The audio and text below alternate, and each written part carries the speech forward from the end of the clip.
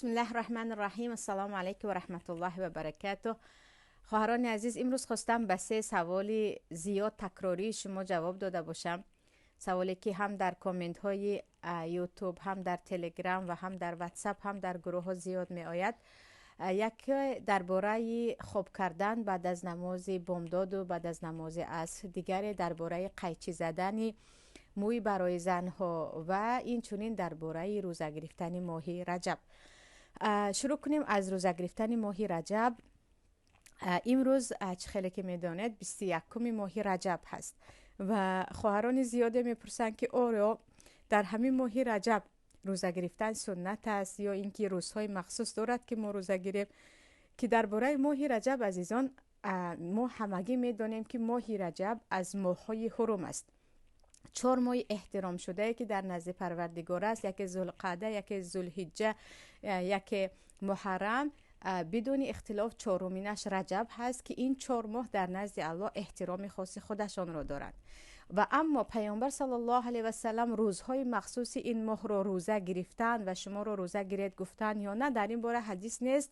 یگانه در مسند امام احمد حدیث پیامبر است که میگن سم من الحرم و افطر، یعنی تو در شهرهای حرم، شهرهایی که از ماهای محترم یا احترام شده هستند، ذوالقعده و ذوالحجه و محرم و همین رجب، بعضی روزهایش روزه بگیر، بعضی روزهایش رو بخور. همین گونه حدیث آمده است. برای همین زیادی از علما میگن در این ماه که این ماه احترام خاص خودش را دارد، چقدر شما روزه نافله گرفتید ثواب دارد، یعنی چقدر روزه گرفته ثواب دارد. اما مخصوص مثلا 21 22 یا اینکه مخصوص یکم دویمش در این باره یگان دلیل نیست. اما چقدر زیاد روزه گرفتید اون هم با روزه نفلی که نیتش نفلی می شود ثواب دارد.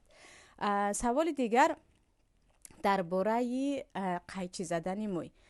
درباره قیچی زدن موی هم خواهران زیاد پرسیدن. عزیزان، در ما حدیث صحیح درباره لعنت شدن زنهایی که موی میچسبانند هست. پیامبر لعنت کردن الواصله و المستوصله را. حدیث در بخاری هست که پیامبر زنهایی که به خود موی میچسبانند یا به دیگران میچسبانند اینها را لعنت کردن. اما درباره اینکه پیامبر به زنها مویتان را قیچی نکنید گفته باشند، یگان حدیث صحیح نیست. یگانه پیامبر لعنت کردن زنهایی که متشبهت بالرجال، یعنی خود را به مردها مانند میکنند.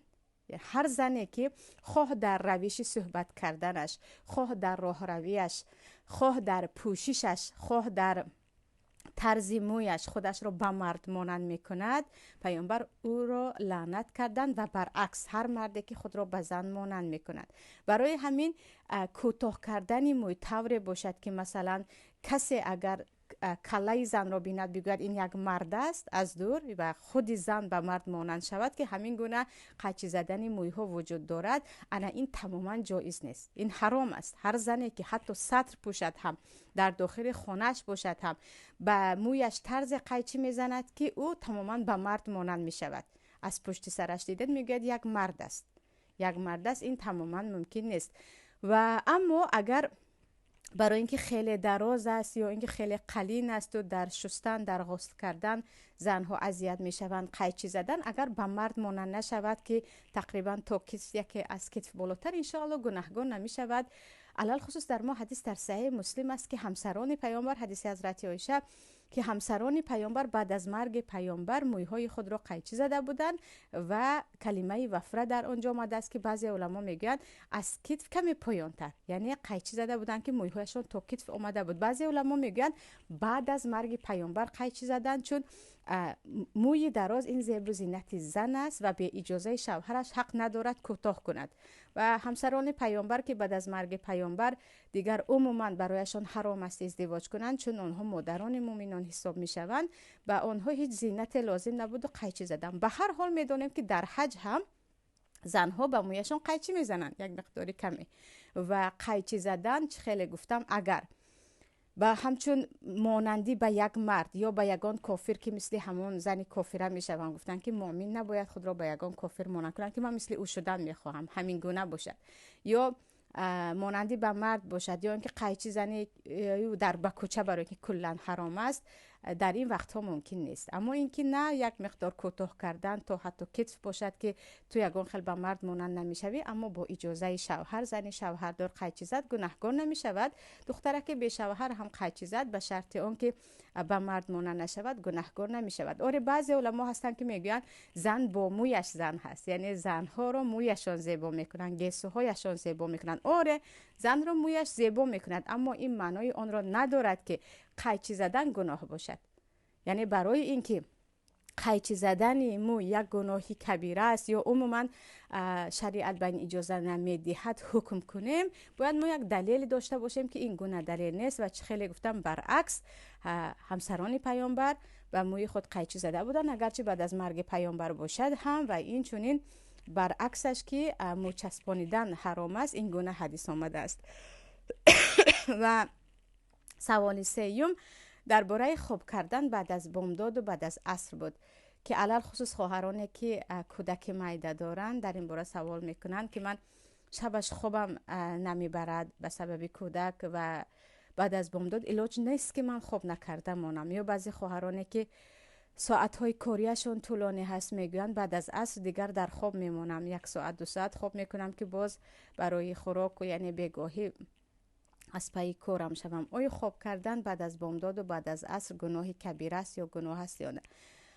اولا اگر نگاه کنیم پیامبر صلی الله علیه و سلم بعد از بامداد خواب نمی کردن و در مسجد حتی همراه صحابه ها صحبت میکردن درباره جاهلیت و بعضی کارهای شد که در این باره حدیث صحیح هست. و این چنین حدیث پیامبر است که بورک فی امتی فی سحورهم، و به امتان من برکت داده شده است در سحرخیزی و در بر وقت بیدار شوی آنها.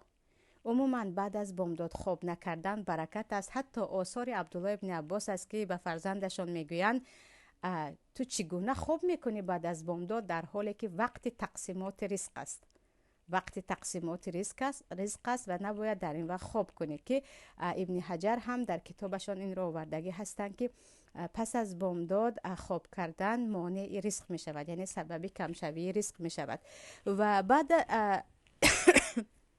بعد از بامداد خواب نکردن هم برکت دارد، هم به سلامتی فایده دارد و خیلی زیاد بیماری هایی هست که آفتابی سحری به آن شفا هست، علل خصوص کشورهایی که آفتابی هستند مثلا. و عموما هر کسی که بعد از بامداد خواب نمی کند و کارش با برکت می شود، به زندگیش دستش می رسد، خوب است. و پیامبر هم بعد از بامداد خواب نکرده بودند.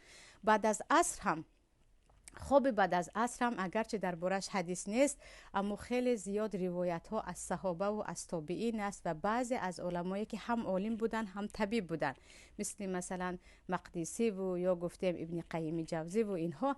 این علما میگویند خواب بعد از عصر خیلی به عقل انسان ضرر دارد.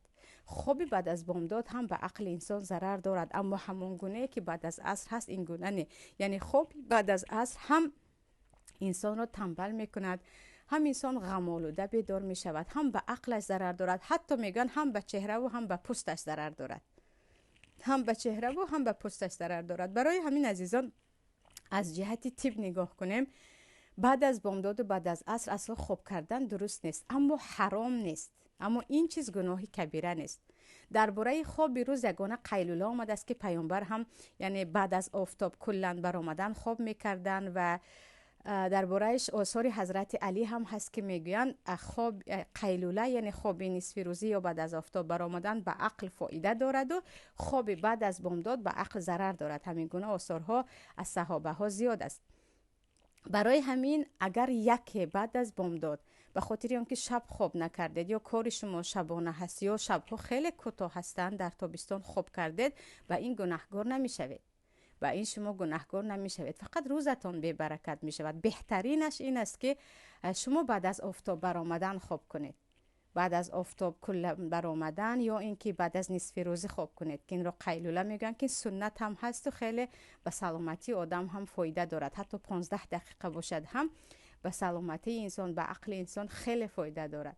اما هم خواب بعد از عصر هم خواب بعد از بامداد چه خیلی گفتم هم تنبلی ایجاد میکند، هم به سلامتی از جهت طب ضرر دارد. هم اقوال صحابه های زیاد است، تابعین زیاد است که این فرزندان خود را منع میکردند که در بعد از عصر دیگر وقتی برآمدن اعمال به طرف پروردگار است، بعد از بامداد باشد، وقتی تقسیمات رزق است و وقتی از پی زندگی شدن هست، با خواب و غفلت این را نگذرانند. اما یکی شد و چه خیلی گفتم به خاطر کار بیماری علل خصوص فرزند و اینها یکی خوابمون برد، به این انسان گناهکار نمی شود. اما آنهایی که عادتی هستند، شب بیدارند روزش خوابند، یعنی زنها یا مردهایی که تمام شب بیدارند رو برای تلفن یا چیز دیگر، بامداد رو خوانده خواب میکنن یا وقتی بامداد هم خواب میکنن، هیچ برکت زندگی رو ندارن.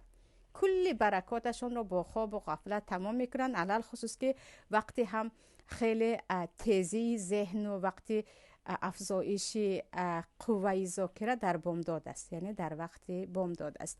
پس در این وقت که خواب کردن گناه نیست و اما خوب نیست، یا گفتیم مکروه هست که بهترش خواب نکنیم مگر اینکه ضرورت باشد. این بود درباره خواب کردن بعد از بامداد و بعد از عصر. اما اونهایی که میگید من به سبب بیماری، به سبب کودک دار بودن خواب کردم، در اینجا انشاءالله بوکه ندارد.